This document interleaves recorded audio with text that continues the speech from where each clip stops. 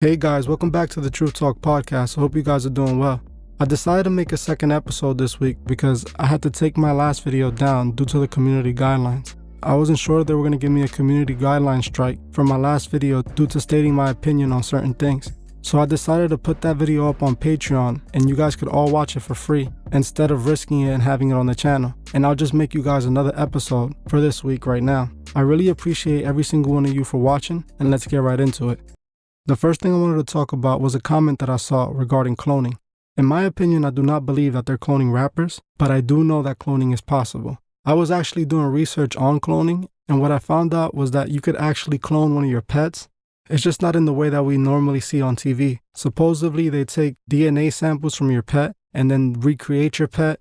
The clone would have to go through its full life cycle. For example, if they were doing this to humans, someone would have to give birth to that human. The human would be born as a baby, but they don't have the same traits as the person they were trying to clone. So it's not impossible to clone anybody. It's just really expensive. It's like in the millions of dollars to clone a pet, and it's not in the traditional way that we think of. At least that's what they're telling us. I don't believe that rappers are being cloned, but I will say that I find it suspicious every time a rapper goes to prison and does come back looking completely different. Sometimes I question it, but then again, people do change with time. That could be an explanation for that. Prison is hard. It can change the way some people look. And I've seen this personally with people that I knew growing up who went to prison and came back and I could barely recognize them.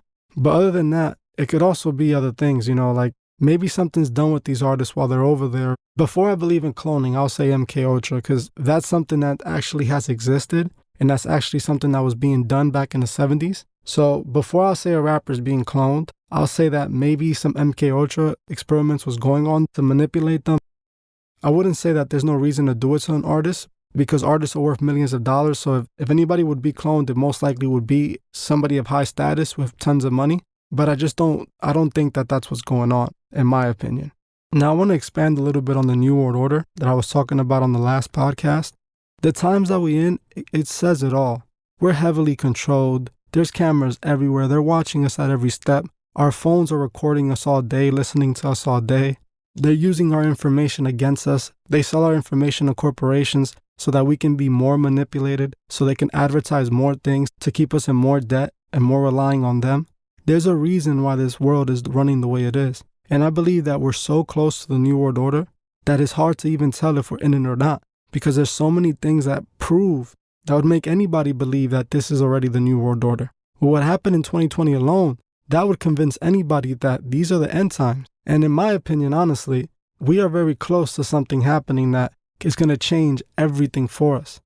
A lot of people have given into their greed. A lot of people have given into their ambition. So a lot of people don't notice what's truly going on. America's been building this perfect Masonic world, and it's almost complete. We literally are slaves to technology at this point, and we're heavily manipulated by the media. For example, I couldn't even speak about certain things that I felt that I had a strong opinion about. Even though I believed I wasn't saying anything against community guidelines, I still had to make sure because it's not worth losing my channel after I've worked so hard on it. So I decided that the best option was just take the video down. But that's exactly what they want. That's how they manipulate even me. That's how they control me. If I put the video up and I get my channel taken down, they know I don't want to get my channel taken down, so I'm most likely not going to be able to speak about that. So that's why I decided that, it's better if I just take those topics, put them on my Patreon, and prevent anything from happening to the channel. Because in the comment section, I see that a lot of people appreciate this channel, and I appreciate the fact that I can help so many people. So I wouldn't want nothing to happen to this channel. But again, I'm going to still talk about what I need to talk about because the truth has to come out. The next thing I want to talk about was in my last podcast video, I spoke about the selling of information. And I actually have a person here that commented on my video. His name is Ben. He commented, I work in digital marketing. It's called predictive analyst. You'd be shocked at how accurate this stuff is. We can guess when you're pregnant and even if you have to go to the bathroom. I avoid social media at all costs. See, to me, this is nothing new. I already knew that there's people that work in this field and it's getting really, really bad at this point. There's companies that literally give you free phones. The government was given free phones and it's for that same purpose because they want to track your information. They want to track what you do. When you're using your phone, you're providing them all the information they need to know about you. Everything they need to know about you, they know it with the posts that you make, with the things that you say around your phone. Because yes, every time you agree to a website's policies, You don't know what you're really agreeing. You just go to the bottom and hit agree so you can get to the next page. You're allowing them to have access to your mic, access to your camera, and they can do whatever they please with that. They know that you're not a lawyer and you're not going to go and sit through and read through all that information. This is exactly how they get us. Our information is priceless. This is why they want to sell it. This is why they want to extract it from us at every point. Multiple websites that you go on track all the data that you give, and they use that to make sure that they know what you're planning on doing. See, the first time I saw this happen, I was with Dee at Target, and me and her were just walking by the ice cream section. She looked over at the ice cream section, saw an ice cream bar, and I kid you not, they advertised her the ice cream that she saw in the fridge at Target, and she hadn't even mentioned it to me. Now, I can't explain this one because this is insane. To me, I like I said in the last podcast, I do not think they're in their mind. At least I hope they're not. And if they are, like, that would be some crazy stuff. But honestly, Dee literally looked at me and said, they just advertised something that I just looked at. I didn't even talk about it. And ever since then, I was doing research because I wanted to know, how is this even possible? This is what they're doing now. They're using your data to control you. They're using your data to keep you on track, to keep you exactly how they want. They make you buy whatever you buy. It's not a coincidence that they're promoting things that are in your head. This is what they want you to purchase. The next thing I want to talk about is social media, because it's another way that they use to manipulate us. They use social media to get as much information out of you as possible. Recently, I read an article that Facebook is being accused of spreading hate. They were accused of showing their users videos and posts that were directly going to affect them negatively and make them upset just so that they can engage with the content. Facebook was trying to keep people manipulated using fear, using hatred, using all types of strategies to make sure people stayed on their website for longer. People need to wake up and see. The reason all these things are free is because they're not truly free. They come at a price that we just don't notice. They want our information, they want our privacy, and they're getting it, and we're literally just handing it to them. I understand that people use Instagram and Facebook for many reasons, and I'm not saying not to use it. What I am saying is to make sure you don't put everything on there. They want you to try to impress everybody so that you can go as hard as you can and give up as much information as you can. They want to know how much money you make. They want to know how you spend that money, where you spend it, what you're buying, what you like to eat. And people are telling them all this through Instagram and Facebook and Twitter and TikTok. All this information that you're giving them, they're using this right against you. You're literally setting yourself up. These websites were created for one purpose and one purpose only, to make sure that they can manipulate you. That's the only reason that they were created. That's how they're able to put your favorite celebrity in your face to sell you more products that they need you to buy, more things that'll keep you under control, more things that will manipulate you. This is why all those social media apps are free. Like I said, nothing is ever truly free. It's free for you to download, but they extract all your information while you're using it. They're making sure they know everything about you. And it's crazy because another thing that I found out is that, let's say you're following somebody or you're close to somebody, they will start advertising things to you that your friends and your family members that you follow or your close ones also tend to purchase because they know that you're going to cross paths with them. So they're trying to see if they can get you to buy the same products that your family and friends are purchasing because you already see them buying it. It's so much that they use to manipulate us nowadays. It's incredible, honestly. We're living in some scary times, and honestly, I don't know how much longer until we're truly in the New World Order. Everything that's been going on, especially in New York City, proves a lot. That's another thing I want to talk about. People often don't realize the effects of music, and I often talk about the effects of music on my channel often.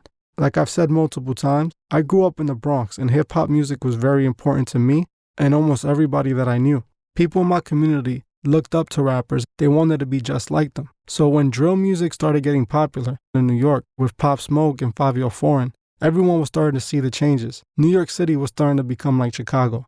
All I hear about now in New York is crime, crime, crime, and more problems and more problems and more tragedies. Things that could all be avoided. They're actually promoted, and it's sad because I keep seeing these teenagers being the ones that are caught up in these situations, these teenagers that are doing it to each other, being manipulated by the music. In New York, almost all the kids want to be rappers. They're seeing this drill movement, and they're hearing rappers like Lil Durk, hearing rappers like Fabio Foreign talk about stuff that they think they're actually living, so they think they got to be the same way.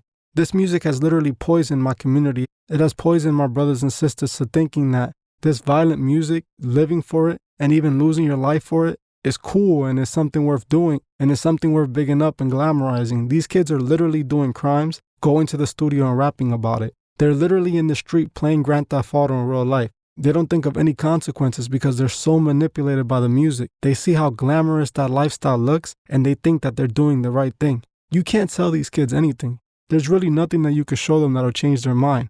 Their minds are set on exiting this world early. They are convinced that that's the best way and it's the only way they're going to make it to the top. They feel like if they commit the most crimes, they're going to run the streets and then they'll run the music industry and they'll become so rich. And that's not at all how it works. They really expect to commit these crimes, make music about it, and not suffer no consequences.